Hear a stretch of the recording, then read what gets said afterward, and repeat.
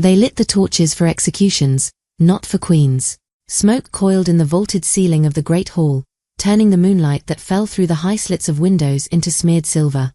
Luna Ceres Valuan stood at the center of the chamber, ringed by stone columns and wolf banners, her black velvet gown pooling like spilled ink around her feet. One hand clutched her swollen belly, the other shook at her side. The flames made her look almost radiant. Her tears ruined the illusion.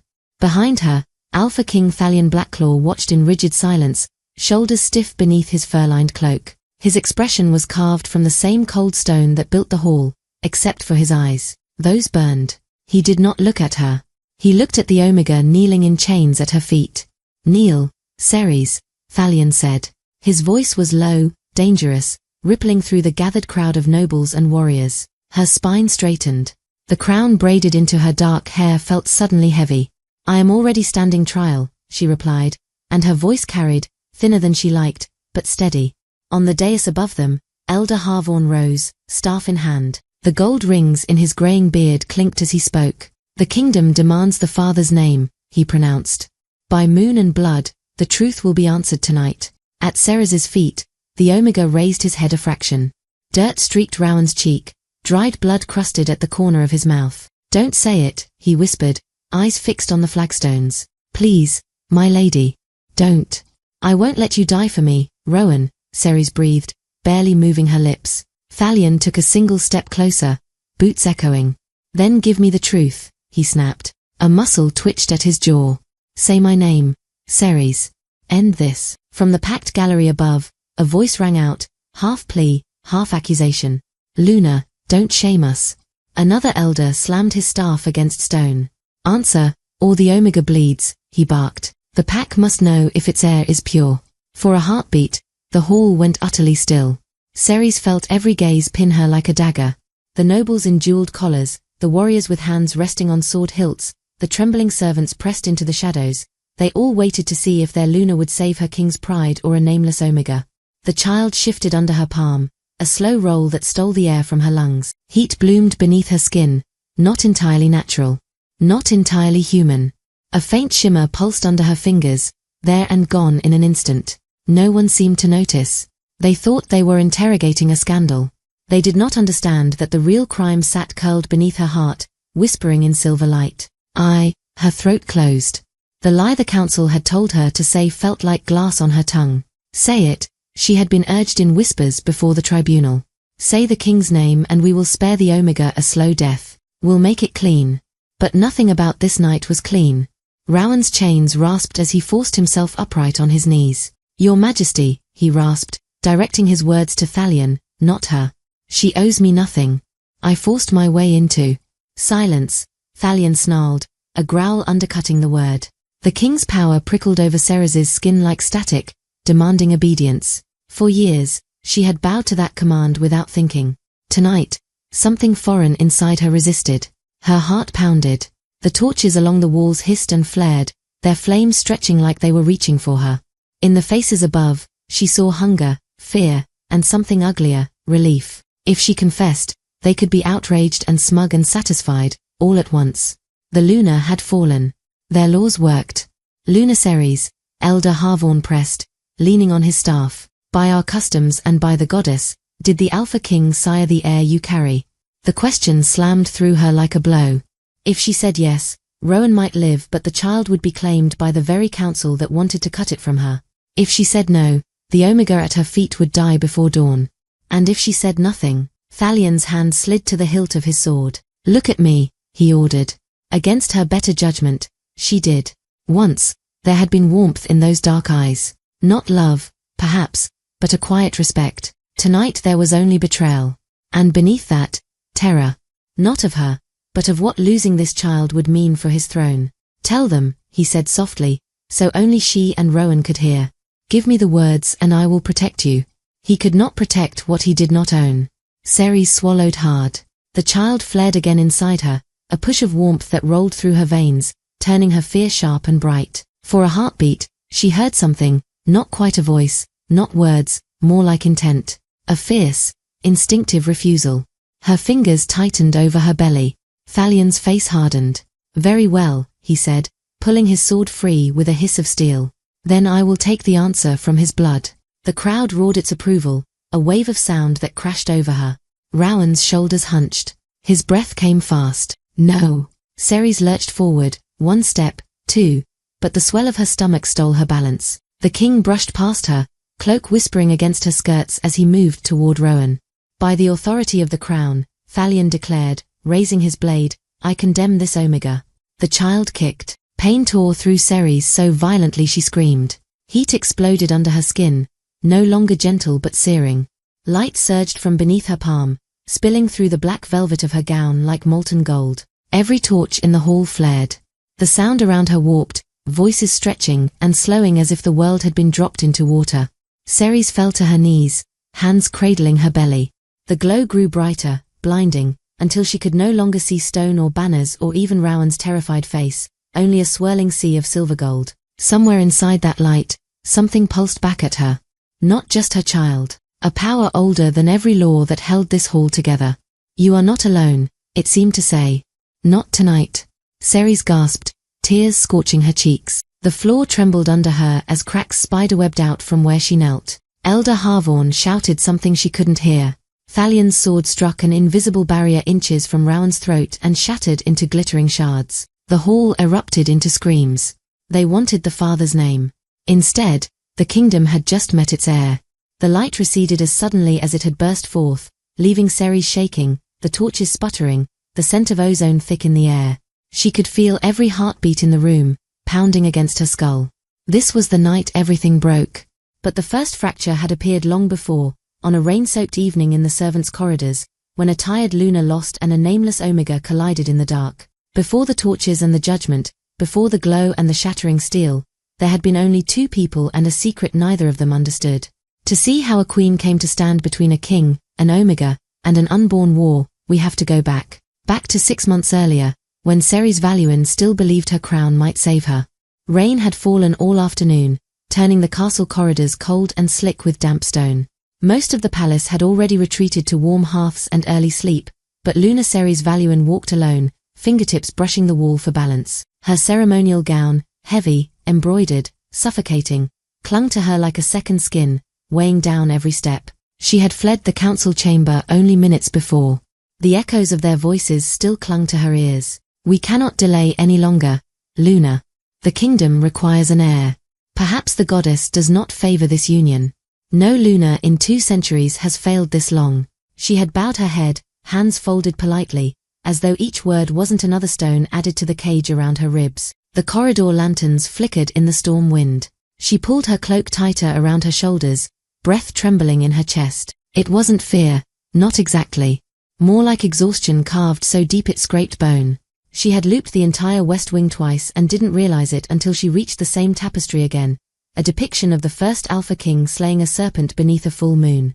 She exhaled, quietly annoyed with herself. Queens were not supposed to get lost in their own palace. Queens were not supposed to wander alone at night. And yet, she needed the silence. She needed the distance from the throne, from the whispers, from Thalion's stern face and the apology in his eyes he never spoke aloud. Another fork, another shadowed hallway.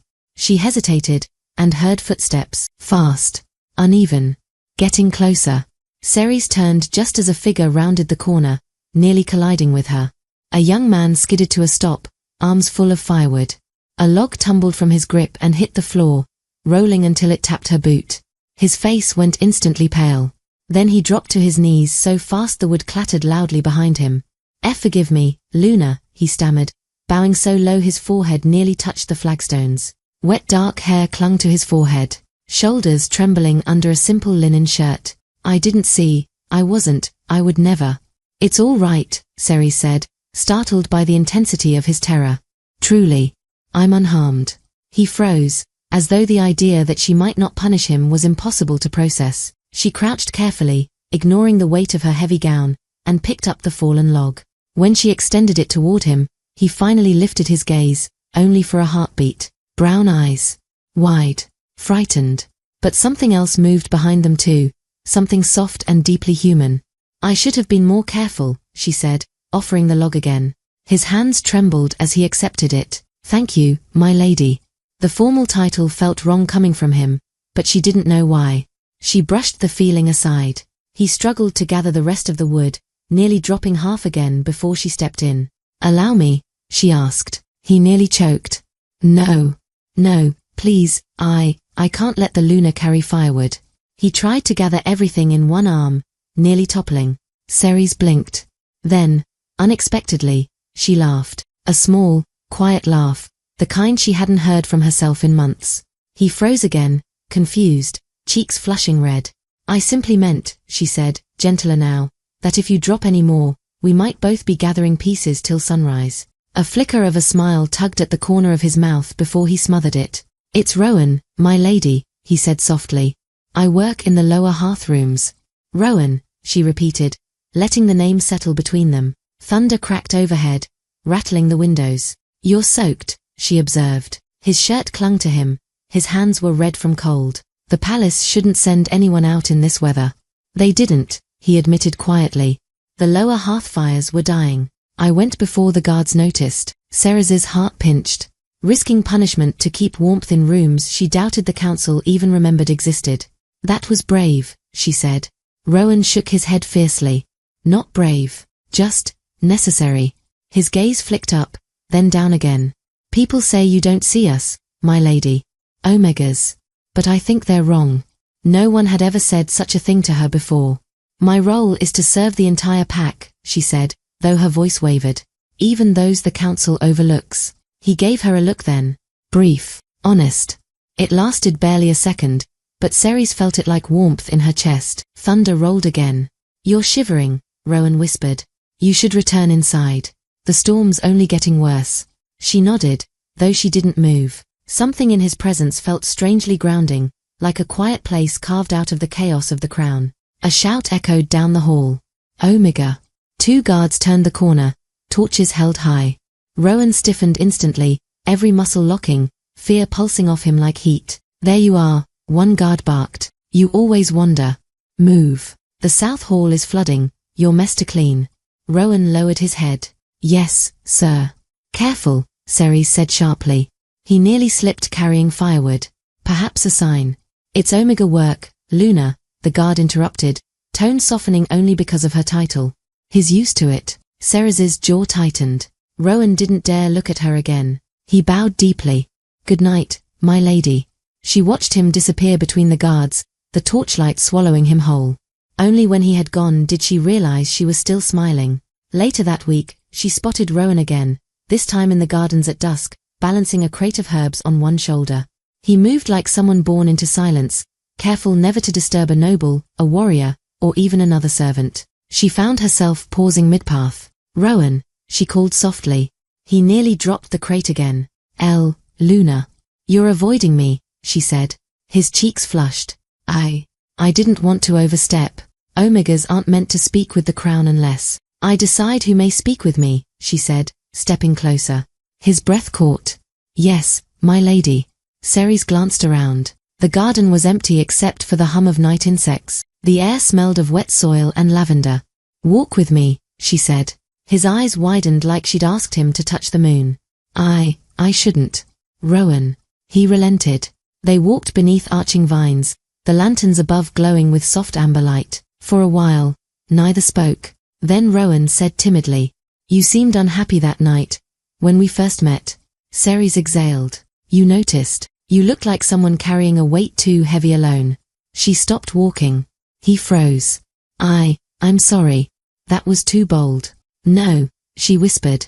"You were right." For the first time, Ceres told someone, anyone, what she felt. The crushing expectations, the loneliness of a crown, the council's scrutiny, the silence between her and Thalion. Rowan listened like every word mattered. "And you?" she asked softly. "What weighs on you?" His answer was simple. "Being born at the bottom of a ladder I'll never be allowed to climb." The honesty struck her like a blade and a balm all at once.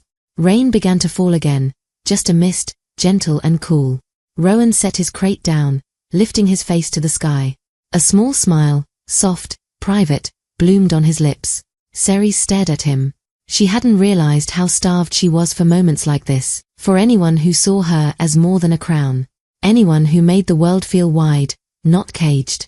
When Rowan lowered his gaze again, their eyes met, and something unspoken filled the space between them, fragile and forbidden. Ceres looked away first. "Thank you," she whispered. "For what?" he asked. "For reminding me I'm still human." The storm deepened. The bells for evening meal rang faintly across the courtyard. Ceres turned toward the palace. But Rowan's smile, small, gentle, utterly sincere, followed her long after she left the garden. And without realizing it, she carried it all the way back to her chambers, where the torches burned warm but her heart did not. She had no way of knowing that night that a servant's kindness would soon unravel a kingdom. The palace kitchens always smelled of warm bread at dawn, but this morning the scent barely masked the copper tang of blood. Ceres stepped into the threshold before thinking. The room was quiet, too quiet for morning meal preparations. Then she saw him. Rowan. He sat on a low stool near the back hearth, shirt torn at the shoulder, knuckles raw and freshly scraped. A bucket of water sat before him, its surface rippling as he dipped a cloth and wrung it out with shaking hands. A smear of red staining the stone floor made her chest tighten. "What happened?" she whispered. Rowan jolted so violently the bucket sloshed. He scrambled to his feet, bowing quickly, head down. "Luna Ceres, I didn't hear you. I'm sorry." She closed the door behind her, heartbeat pacing too fast. "What happened to your hands?" "It's nothing," he said, trying to hide them behind his back like a child caught stealing fruit. "Rowan." Slowly, hesitantly, he held them out. Her breath hitched. His knuckles were split. The skin scraped. A cut along his thumb still oozed. "Who did this to you?" she asked, stepping closer, voice lowering. "Tell me." He forced a small smile that didn't reach his eyes. "I moved too slowly. The overseer said Omegas should keep up or get out of the way." Ceres clenched her jaw. She had seen unfairness often, but it was different when it had a face she now recognized. "Sit," she ordered gently. Rowan hesitated. "My lady." "Sit." He obeyed slowly, lowering himself back onto the stool. Ceres took his hands in hers. He flinched at her touch. "I won't hurt you," she said softly. "I know," he whispered. "That's why I'm more afraid." Ceres paused. "Why?" "Omegas don't get used to kindness. When it comes, we don't know what to do with it." Her heart pulled tight. She dipped the cloth in clean water and began washing the blood away from his knuckles. He winced once, but let her work. She noticed him watching her, really watching her, as though memorizing the shape of her hands. "I shouldn't let you do this," he murmured. "And yet you are," she replied. A ghost of a smile flickered again. She finished cleaning the wounds, then gently pressed her thumb over the deeper cut on his thumb. Warmth rippled beneath her skin. Rowan inhaled sharply. What was that?" Ceres froze. A faint glow pulsed under her fingertips, silver, soft, impossibly bright, and disappeared before either of them could blink. She pulled her hand back. "It's nothing. Just a trick of the light." But Rowan didn't look convinced. His brows furrowed, eyes narrowing as if he sensed something he couldn't name. "When you touched me," he said quietly, "it felt like warmth, like sunlight after winter." Her throat tightened. "You must be exhausted. Go rest. If I leave now, they'll mark me absent. Then tell them the Luna needed you." He froze. "My lady, that would get me punished worse. They'll say I lied. No one believes an Omega." Ceres stared at him. A hollow, aching truth settled between them. "You have no power here," she whispered. "None," he agreed. "And yet you carry more courage than anyone I've met." Rowan looked up sharply. The words hit him like something sacred. "I'm not brave," he said. "I'm just trying to live." Ceres smiled softly. "Sometimes surviving is the bravest thing of all." He swallowed hard, gaze dropping again. "May I ask something, my lady?" "Yes." "Why are you here? Truly?" Ceres hesitated, then decided honesty was easier with him than with anyone wearing silk or armor. "Because I needed quiet," she said. "And because when I see you, I don't feel like the palace is swallowing me whole." Rowan's head snapped up. "You feel that?" She laughed, short, tired. "More than anyone knows." Their eyes held. Something delicate sparked in the quiet, something that frightened her and comforted her in the same breath. The kitchen door banged open. Two servants froze in the doorway, eyes wide at the sight of the Luna gently tending the hands of an Omega. Then they lowered their gazes instantly and scurried out, murmuring apologies. But Ceres felt the shift. It was small. It was dangerous. And something inside her, something she didn't understand, thrummed in warning. Later that week, the palace buzzed with preparations for the summer hunt. Nobles strutted through halls in embroidered cloaks, warriors sharpened weapons, and servants rushed in frantic patterns under the weight of demands. Ceres watched from a high balcony, expression unreadable. The hunt was tradition, spectacle, and politics blended into one, and she despised it. She retreated down the spiraling stairs toward the gardens, craving air. There, she found Rowan again, hauling a crate of river stones to the fountain edge. Sweat glistened on his brow. His shirt clung to his back. He looked up when he sensed her nearby. "Luna," he said, straightening so fast he winced. "Forgive me, I didn't." "You don't have to apologize every time I appear," she said, stepping closer. He swallowed. "I worry I'm disrespecting you." "You aren't." Silence settled between them. Rowan shifted, gripping the crate. "When the hunt starts tomorrow," he said carefully, "all Omegas will be confined. They say the king doesn't want distractions." Ceres frowned. "Confined? Why?" Rowan hesitated. "Because the hunters want to enjoy their authority." His jaw tightened. "Omegas are easy targets." A cold anger slid through her. "That's not law," she said. "It doesn't have to be," Rowan replied.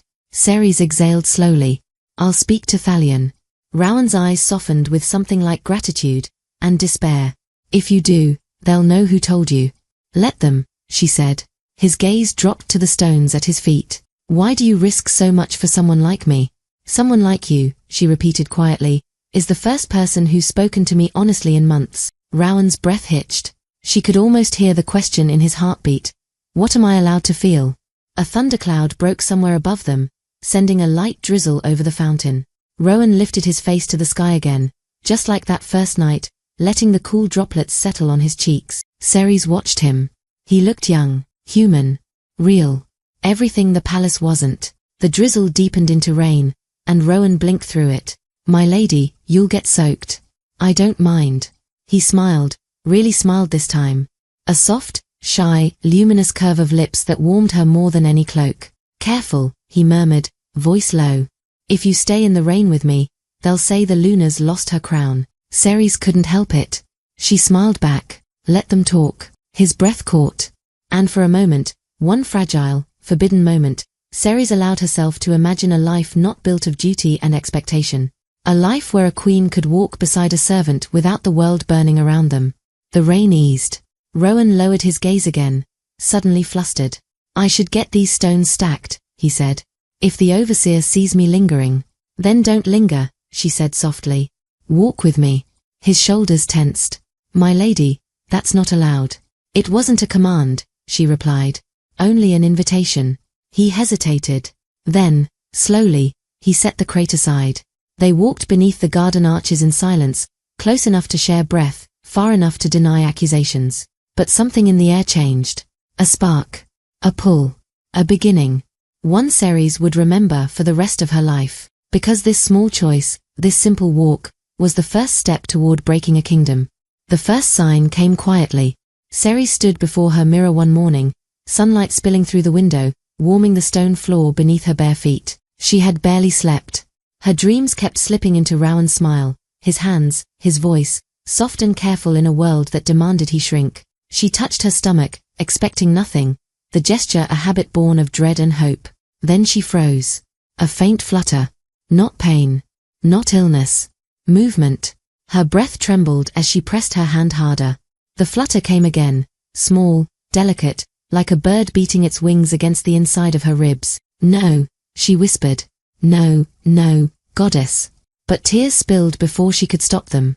She was pregnant. The council would celebrate. Thalion would soften. The kingdom would breathe. But only Ceres knew the truth that turned joy into terror. This was Rowan's child, and that was a death sentence. By midday, the whispers had already begun. Healing women rushed through her chambers, examining her, murmuring blessings, clucking over her pallor. "Healthy signs," one of them declared. "The air grows strong." Ceres forced a smile and politely dismissed them. The moment they left, she collapsed into a chair, both hands cradling the new life curling inside her. When Thalion entered, she saw something she had longed for too many nights. Relief, warmth, hope. He knelt before her, taking her hands carefully. "Ceres," he whispered, voice tight. Thank the goddess. At last. At last. The words stabbed deeper than any blade. She let him press his forehead to her knee. She let him believe. Because the truth would destroy him, and in some cruel, twisted corner of her heart, she still cared for the man she could never love. When he rose, he cupped her cheek gently. You've given the kingdom a future, he said. Ceres swallowed the ache clawing up her throat. A future, she echoed hollowly. If he knew who had truly given her this child, she wouldn't survive the night. The second sign came 2 weeks later.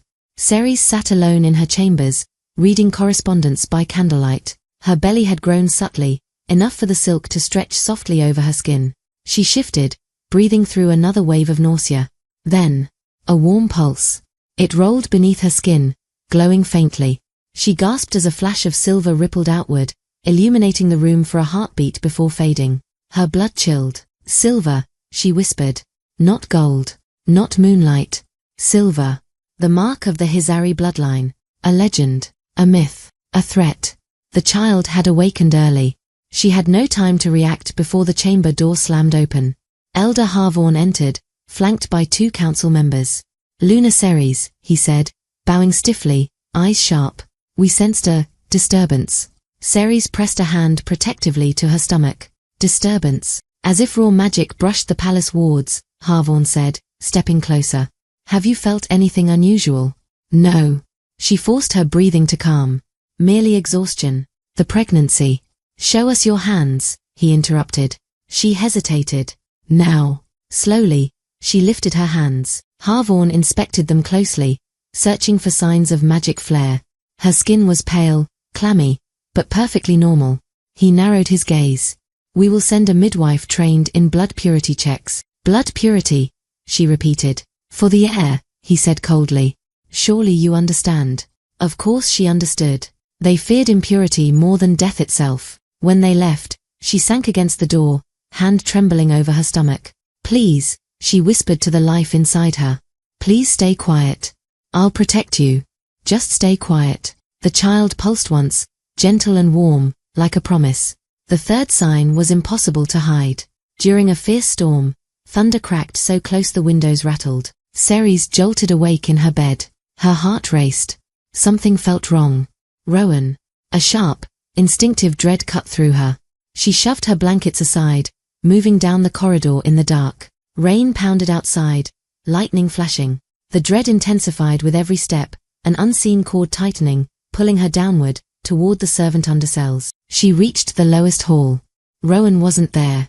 Just a smear of blood on stone. A broken chain. Water dripping from a ceiling crack. Rowan. Her voice cracked. Rowan. A guard appeared behind her, startled. Luna. You shouldn't be down here. Where is he? The guard stiffened. Who? Rowan. The Omega who works the hearthrooms. His expression shifted. He hesitated too long. Reassigned, he finally muttered. Sent to outer fields for disobedience. Ceres's pulse roared in her ears. You're lying. The guard warned. Luna, please. It's council business. You shouldn't. I am the Luna, she whispered, stepping closer. I decide what I shouldn't do. Her anger rippled outward, and the torches lining the wall sparked, flaring bright for a second before settling. The guard paled. Return to your chambers, he stammered. Please. You shouldn't be here. If the elders find out. The cold dread inside her twisted into something sharper. The council had taken him, punished him, hidden him, because the Luna had walked with an Omega, because the Luna had smiled at him, because the Luna was pregnant. She pressed a shaking hand to her belly. I will find you, she whispered into the dark, a vow carved from terror and fury. Lightning bled across the sky as she climbed the stairs. The following morning, she was summoned. The council chamber was colder than usual, lit by a dozen tall candles. Thalion stood at the center, arms folded, jaw clenched. He didn't look at her when she entered. Harvorn bowed. Luna Ceres. We have concerns. Ceres lifted her chin. About your behavior. Thalion's eyes flicked toward her, an apology buried, forced aside by duty. We hear you've visited the lower levels at night, Harvorn continued. Unescorted, dangerous, and inappropriate. Inappropriate. A word that carried an entire accusation. I was searching for someone, she said carefully. A servant. Harvorn's brow arched. One you've shown interest in. Ceres's breath faltered. Interest? You asked for him often, Harvorn said. You defended him when guards complained. You've walked the gardens with him. You've risked reputation for him. Thalion's voice broke then, quiet, controlled. Ceres, tell me he means nothing to you. That was the moment she felt it, the moment her fate folded inward like a collapsing star. If she said he meant nothing, Rowan would vanish into the dungeons forever.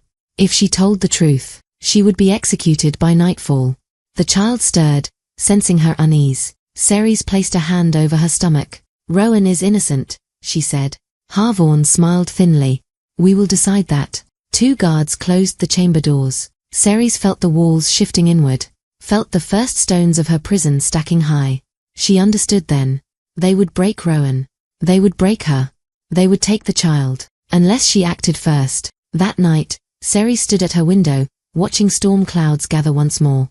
She closed her eyes. Hold on, she whispered to Rowan, wherever he was. I will find you. I will not let them destroy us. Her child pulsed softly, light flickering beneath her skin. The council wasn't just suspicious now. They were preparing for war. The midwife came at dusk. She was older than Ceres expected, hair gone entirely white, eyes the pale blue of winter sky. Her hands, though wrinkled, were steady as she arranged her tools on the low table beside the bed, bowls of water, strips of linen, a silver needle. I am Mera, she said quietly. The council sent for me. And the king. Ceres's fingers twisted in her skirts. Does Thalion doubt the healers already? Mera hesitated. He doubts many things, Luna. May I? She gestured toward Ceres's belly. Ceres lay back reluctantly. The mattress dipped under her weight, the child shifting inside as if sensing scrutiny. Just breathe, Mera murmured. I will not harm you. Cold fingers pressed gently into her abdomen, feeling for position and heartbeat. Ceres forced herself to relax. The baby's pulse answered, strong, fast. Relief loosened her shoulders. Then Mera pricked Ceres's finger with the silver needle. A bead of blood welled up, dark red, ordinary. Mera nodded and lifted a tiny crystal from her pouch, holding it over the drop. The stone remained clear. Mother's blood is normal, she said. What are you looking for? Ceres asked, though she already knew. Signs, Mera said. Of old magic. Her hands moved lower, to the curve of Ceres's belly. She rested the crystal there, whispering words too soft for Ceres to catch. For a moment, nothing happened. Then heat flared beneath Ceres's skin. She gasped as silver light surged up from within, racing toward Mera's hand. The crystal flashed brilliantly, silver gold, and Mera jerked back, nearly dropping it. The glow vanished. The room dimmed. Mera stared at the now clouded stone, color drained from her face. You saw nothing, Ceres said hoarsely. Say nothing. Mera swallowed, eyes glistening. Luna, that child, it's blood. I know what it means, Ceres interrupted. I don't need a legend recited to me. I need you to keep my secret.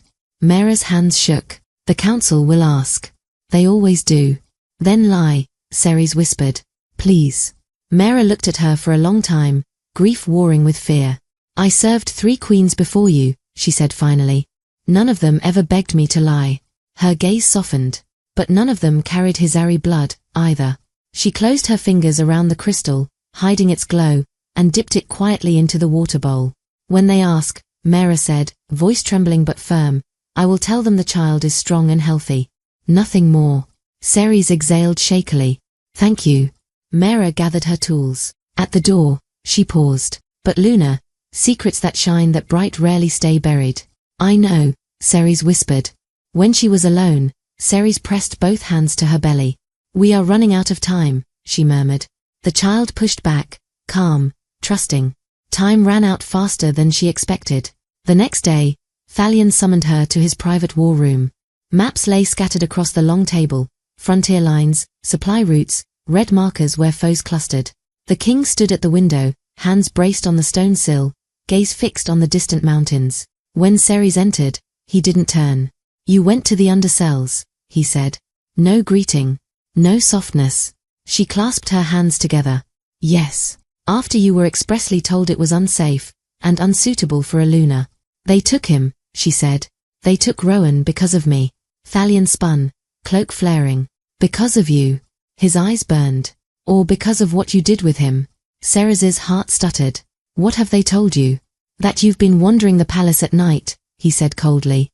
Meeting a servant in the gardens, in the kitchens. That you defended him when he disobeyed orders. That you were found alone near his empty cell with fresh blood on the floor. His blood, she snapped. They hurt him. For nothing. Nothing. Thalion slammed a fist into the table. The maps jumped. You are my queen.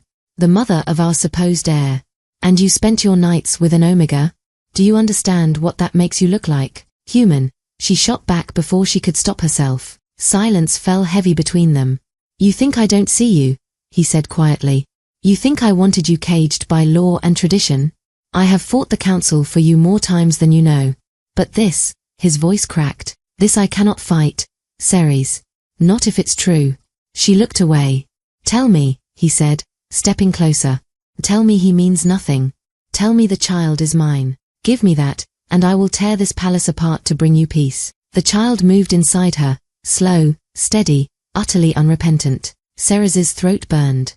The lie hovered at the edge of her tongue, poisonous and tempting. She couldn't say it. She didn't answer. Thalion's shoulders sagged. The hurt in his eyes cut deeper than the anger. The council fears the gossip already, he said. They whisper that your behavior invites question. That the old prophecies are stirring. They have demanded a formal tribunal. A public spectacle, she said bitterly. To judge the Luna before the pack she serves. To protect the throne, Thalion corrected, though his voice held little conviction. To prove the heir is legitimate. And if they decide otherwise, she asked. His jaw tightened. Then law must be obeyed. Law, she repeated. Convenient word, that. He turned away from her. Prepare yourself. The tribunal is tonight. Tonight. Her heart lurched. You can't. The longer rumors grow, the more dangerous they become, he said. The council insisted. The council, she echoed. And what do you insist, Thalion? He hesitated. Give them the answer they need, he said at last. Say my name. Whatever the truth may be. Otherwise, his hand clenched on the back of a chair. Otherwise I won't be able to save you. Or him. Him, she whispered. Rowan, he said flatly. They've kept him alive, waiting to see what you say. After tonight. I can't promise anything. Ceres felt the room tilt. They're using him to control me, she said. Yes. And you're letting them. He flinched like she'd struck him. Guard the throne, then, she said, voice suddenly hoarse. I'll guard my child. She left before he could answer. In the narrow servants' corridors, whispers traveled faster than smoke. Tribunal. Tonight. Luna and the Omega. Ceres moved like a ghost through them, hood drawn low, listening. Some voices were mocking. Some fearful. Some quietly hopeful, as if the mere idea of a Luna defying a king cracked the sky a little wider. When she slipped into the laundry hall, every Omega within fell silent. Wet linens hung like ghosts between them. Luna, one of the women breathed, bowing so quickly she nearly dropped a basket. Ceres lifted her hood. I don't have much time. Where is Rowan? Nervous glances passed between them. They keep him under guard, a young man whispered. Near the old armory, 3 levels down. No one gets close. Have they? Her voice trembled. Have they hurt him? Another Omega swallowed. We hear. He hasn't broken yet. Yet. The word made her stomach twist. Ceres stepped closer, lowering her voice. Listen to me. Tonight, whatever happens in that hall, do not let them separate the Omegas. Stay together. Stay away from the council's men. Why? Someone asked. Because they will use you as examples, she said bluntly. If they condemn Rowan, they will tighten their grip on all of you. Fear rippled through the room. But beneath it, she sensed something else. Anger. Quiet. Smoldering. Ready. If the Luna stands for us, an older woman murmured, we'll stand for her. Ceres felt her throat close. I don't know if I'll live past tonight, she admitted. But I swear this, I will not let them kill him quietly. The Omegas bowed, not out of duty, but respect. For the first time since her wedding, Ceres felt like a queen. Night fell fast. By the time the bells tolled, the palace had transformed. Torches lined the corridor leading to the great hall, throwing long shadows across the stone. Guards in ceremonial armor flanked every doorway. 2 of them arrived at Ceres's chamber with shackles in their hands. Her heart lurched. Is that necessary? Council's orders, one guard muttered, eyes not quite meeting hers. Protocol, they said. Protocol. She held out her wrists before she could second-guess the decision. Cold iron closed around her skin. The baby shifted in protest. A small, protective heat bloomed inside her. As they led her through the corridors, nobles and servants parted like water. Some stared in shock. Some smirked. Some couldn't meet her eyes at all. At the end of the hall, towering doors waited, carved with the history of Ironfang. The first king raising his sword, wolves bowing under the moon, a queen kneeling at his side. Ceres laughed softly under her breath. How fitting, she murmured. The guards pushed the doors open. Light and noise crashed over her, torches blazing, banners hanging heavy, the murmur of hundreds of voices buzzing like hornets. In the center of the hall, under that merciless firelight, a single figure knelt in chains. Rowan. His head was bowed, hair hanging into his eyes, clothes torn, shoulders bruised. But he was alive. Behind him, on the dais, Thalion stood with the council, face carved from stone. Ceres drew in a slow breath, squared her shoulders, and stepped forward as the crowd parted for her. Queens were supposed to walk these stones with pride. Tonight, she walked them toward judgment. And somewhere deep inside, beneath bone and blood, her child watched and waited. Silver heart beating in time with the storm building over Ironfang. For a moment, the great hall held no sound at all. Not breath, not whisper, not even the crackle of torches. Just the trembling echo of Ceres's scream, and the light that answered it. Silver gold radiance surged from her belly like a breaking tide, washing across the stone in ripples. The floor cracked beneath her knees, spiderwebbing outward. The air vibrated so fiercely that the banners on the walls snapped like flags in a hurricane. Thalion staggered back, sword hilt slipping from his hand. Rowan gasped as an invisible force struck him, knocking him against the pillar, only for a soft cocoon of light to cradle him before he could hit the stone. The chains binding his wrists glowed, then shattered like brittle ice. The council reeled. One elder fell backward, clutching his chest. Ceres felt none of it. She felt only the child. Its heartbeat thundered through her, fast, sharp, terrified.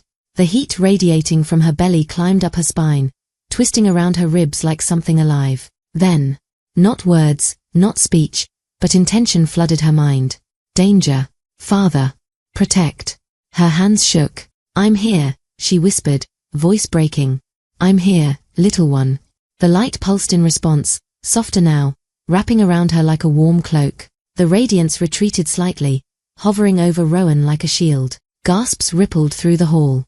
It reacts to the Omega, someone whispered. No, another hissed. It recognizes him. Elder Harvorn, face chalk white, pointed a trembling finger at Ceres. Hizari blood, he croaked. The prophecy, it's true. The Silverborn exists. The child is a threat, another elder shouted. Seize the Luna. Seize her, a warrior bellowed. After that, she'll kill us all.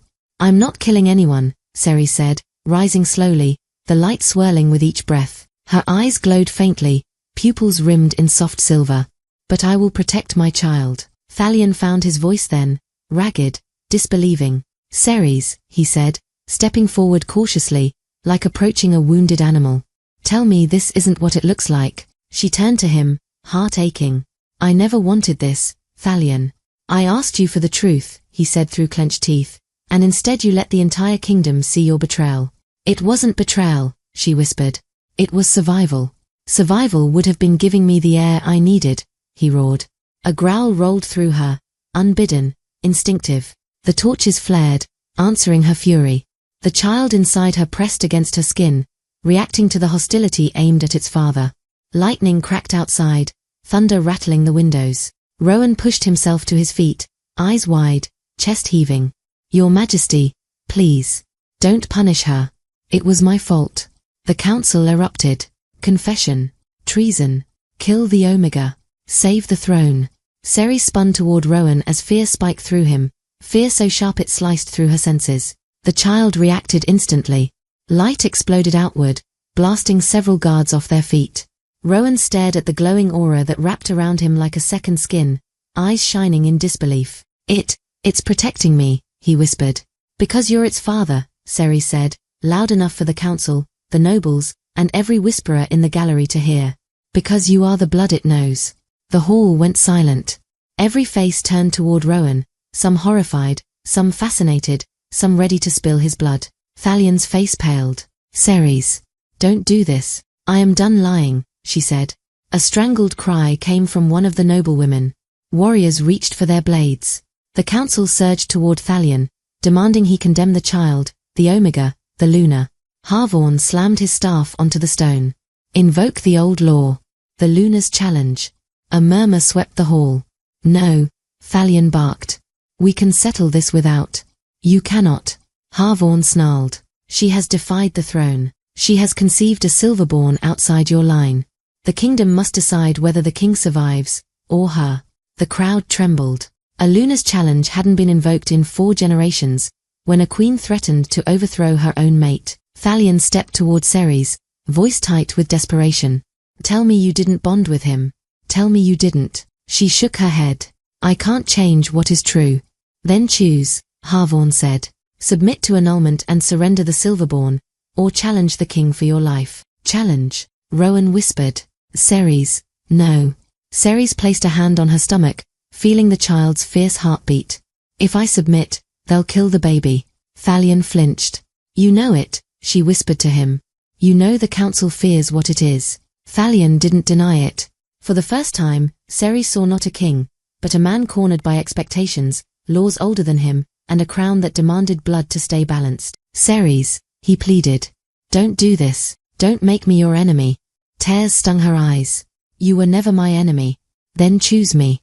"I can't choose you over our child." Thunder shook the hall. Harvorn raised his staff. "Luna Ceres Valuin. Speak your decision." Ceres tightened her hold on her belly. The child pushed back, a steady pulse of courage. She turned to the council, to Thalion, to the hundreds watching. "I claim the Luna's challenge." The hall erupted, screams, shouts, disbelief tearing the air apart. Thalion staggered as if she'd struck him. "Ceres." Her voice broke as she said the words that sealed her fate. "I challenge the throne for the right to protect my child." Guards rushed forward, but the baby's light surged outward again, forming a protective ring that threw them back. Rowan reached for her instinctively. Ceres caught his hand. The torches roared to life. The windows shook. The light around them became a blazing shield. Above the deafening chaos, Harvorn's voice rose. "By ancient law, let the kingdom witness. War of the crown and womb begins anew." Ceres felt Rowan's fingers tighten around hers, felt the child's heartbeat pound against her palm, felt the kingdom split beneath her feet. The first strike of the war had been made, and it had come from her womb. The palace did not sleep after the tribunal. How could it? The blast of silverblood light had shaken the walls, cracked the floor, and exposed a secret powerful enough to split the kingdom in 2. By dawn, the corridors buzzed like a stirred hive, servants whispering, warriors arguing, nobles retreating behind locked doors. Every set of footsteps felt dangerous now. Ceres sat on the edge of a narrow bed in a small, guarded chamber of the East Wing, her wing, the one the council declared secure. In truth, it was a gilded prison. Rowan sat across from her, wrists bruised, still shaken. He kept glancing at her stomach as if the memory of last night's blast still burned in his eyes. "They're dividing the palace," he whispered, staring toward the barred window. "Alphas and warriors on the west side. Omegas and servants pushed to the lower halls. They've put checkpoints everywhere." "Yes," Ceres said quietly. "Thalion is preparing for confrontation. The council wants this handled before the child grows stronger." Rowan swallowed. "How much stronger can it get?" Ceres pressed a hand to her belly. "Much. And quickly." The child fluttered, sensing tension. A faint shimmer sparked under her skin. Rowan inhaled sharply. "It's responding again."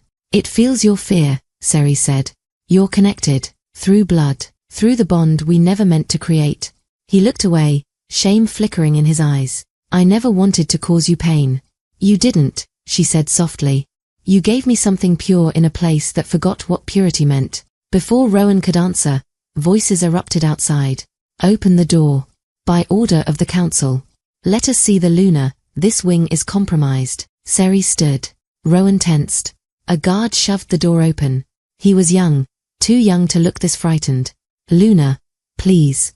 There's unrest. Factions are forming. Omegas are refusing to work. Warriors are refusing to guard them. Some say the Silverborn child belongs to all wolves, not just the council." Rowan blinked. They're rising. Ceres placed a steadying hand on Rowan's arm. The people are terrified. Fear births rebellion. And what does a Silverborn birth? Rowan murmured. Hope, Ceres said. Or destruction. The guard swallowed. The king requests your presence. Alone. Rowan stiffened. No. Ceres squeezed his hand. It's all right. He won't harm me. Not yet. She walked the corridor in silence, eyes catching the way warriors avoided touching her, how their hands hovered near their weapons. A queen. A threat. A prophecy in flesh. Thalion waited in his war room, face hollow with exhaustion. Maps covered the table, but a new one, drawn hastily, showed the palace split in two wings, red lines marking conflict zones. You've created chaos, Thalion said without turning. Half the palace thinks your child is a miracle. The other half thinks it will destroy us. My child, Ceres corrected, is innocent. The council wants it killed. Ceres exhaled shakily. I know. Thalion finally turned. His face was pale, shadows under his eyes. Ceres, please, undo the challenge. I can't, she said. Not when they would rip the baby from me. Thalion's voice broke. Damn the council. Ceres. Damn the laws.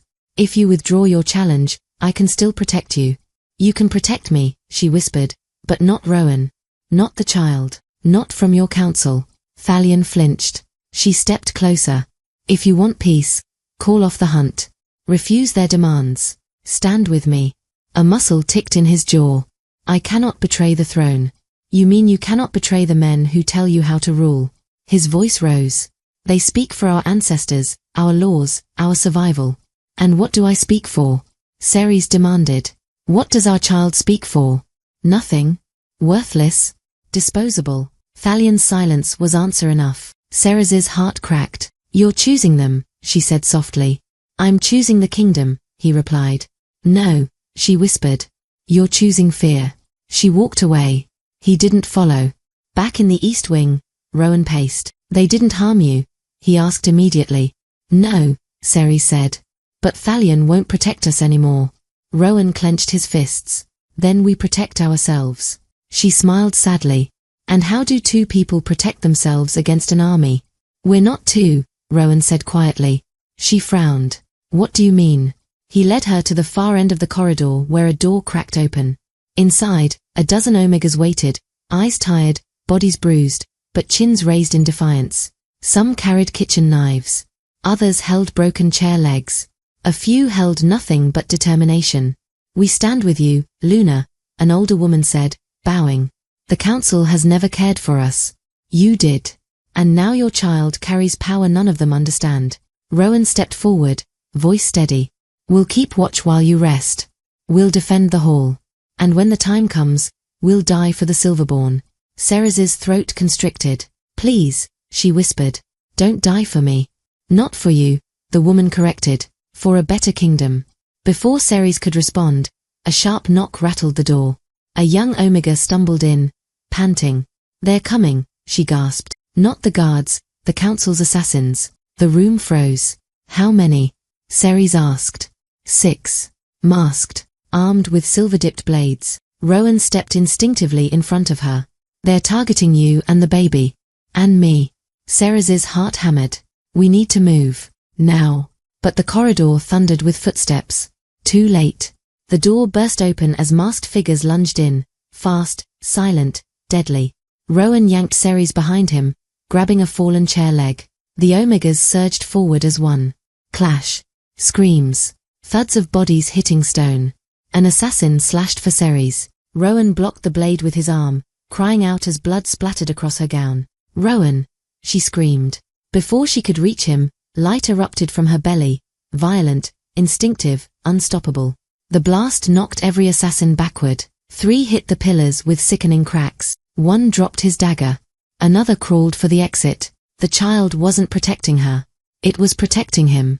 Rowan sank to his knees, clutching his arm. The wound glowed faintly, knitting slowly under the silver light radiating from Ceres. He stared at her, trembling. Ceres, your child, it healed me. No, she whispered, kneeling to press her forehead to his. We healed you. The remaining assassins fled, dragging their injured with them. Ceres helped Rowan stand, his breath trembling. The Omegas around them stared, not in fear now, but awe. "This wing is no longer safe," Rowan said quietly. "They'll return with more." Ceres nodded, feeling the child shift inside her, stronger than yesterday, stronger than ever. "They know the throne is cracking," she murmured. "And they're afraid of what comes after," Rowan said. Ceres placed her hand over his. Her voice was quiet, but steady. "Then we'll give them something real to fear." Night fell. The palace simmered like a volcano about to erupt. War was no longer looming. It had already begun. The first contraction drove Ceres to her knees. It hit like a band of fire tightening around her spine, gripping low and hard. She caught herself on the edge of the bed, breath hissing between her teeth. Rowan sprang toward her. "Ceres." She forced a tight smile. "It seems your child has chosen terrible timing." Another contraction surged. The room blurred. Outside the east wing, the palace roared with chaos, shouts, metal clashing, the deep bellow of warriors giving orders. The council had moved faster than she expected. "They're coming for us," Rowan said, voice raw. "Thalion's men, the council's dogs. I don't even know who's fighting who anymore." Ceres gripped his arm, knuckles white. "They can fight over their throne. We fight for this child." An Omega midwife hovered near the door, eyes darting between Ceres and the corridor. "We must move you somewhere safer." "There is no safer left," Ceres gasped as another wave hit, stronger. "Here is as good a place as any." The midwife cursed softly in an old tongue and began laying out blankets on the floor, hands moving with brisk efficiency. "Then here you'll bring a Silverborn into a slaughterhouse." "Very well. I've done worse." Rowan tried to help Ceres lower herself onto the makeshift nest of cloth. "We should get you away from the door. If they break through, then let them see," Ceres panted. "Let them watch what they're trying to kill." The hall outside exploded in noise. "Push them back. Protect the Luna. By order of the council, take the Omega alive." The child twisted inside her, reacting to every spike of fear. Silver flickers danced beneath her skin like lightning trapped underwater. Rowan cupped her face, eyes wide with mingled terror and wonder. "Hey, stay with me, all right? Breathe with me." She tried. The midwife checked her quickly, then nodded grimly. "This child doesn't intend to take its time. When the next wave comes, you push." Ceres swallowed. "I've faced kings and killers, but this." Rowan laughed hoarsely. "This is the one battle you were always meant to win." The door shuddered as something heavy struck it from the other side. "Ceres," a familiar voice shouted. "Open the door." "Thalion." Rowan tensed. The Omegas in the room grabbed whatever they could use as weapons. Another blow. The wood cracked. "Stand back," Ceres gasped. "Let him in." "Are you insane?" Rowan hissed. "Trust me," she said. "If he wanted me dead, we'd be corpses already." The door splintered inward. Thalion appeared in the doorway, sword drawn, armor dented, hair damp with sweat and rain. Blood streaked his cheek, not his own. Behind him, guards clashed with masked council loyalists in the corridor. He took one step into the room and froze. Ceres lay on the floor, dress hiked to her knees, belly heaving with each contraction. Silver light pulsed beneath her skin. Rowan knelt at her side, hands braced on her shoulders. The midwife knelt between her legs, already slick with blood. Thalion's breath caught. "Ceres. Welcome," she rasped. "You're just in time to witness the end of your council's world." The midwife shot him a glare.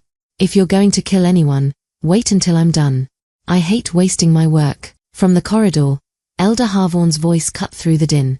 "Kill the Omega. Take the child." Masked men pushed past the king's soldiers, driving their way toward the threshold. One lunged for Rowan. Ceres screamed, not from labor this time, but fury. The child answered. Light tore out of her like a storm unleashed. The blast flung the assassin backward, smashing him into the far wall. A second wave rolled outward, knocking warriors in the hall off their feet. Torches guttered. Stone quaked. Thalion shielded his face from the glare, then stared in awe. "She can't control it," he murmured. "She doesn't have to," Rowan said. "The child knows who it's protecting." Harvorn staggered into view beyond the ruins of the door, staff in hand, eyes blazing with fanatic fear.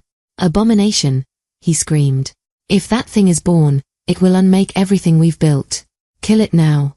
He raised his staff, crackling with borrowed power. Thalion stepped into the doorway, between Harvorn and Ceres. Ceres's eyes widened. "Thalion." Harvorn sneered. "Move aside, Your Majesty. The council speaks for the throne now. Thalion's fingers tightened on his sword. No, he said, voice low and dangerous. You speak for your own fear. Harvorn swung his staff toward Ceres. Thalion moved faster. Steel flashed. The staff splintered. Harvorn's eyes widened as the king's sword plunged into his chest. For a heartbeat, the world held still. The council's oldest voice crumpled at the threshold, red blooming across his robes. You've doomed us, Harvorn choked. All of us. Thalion leaned close, eyes hard. No. I've chosen us.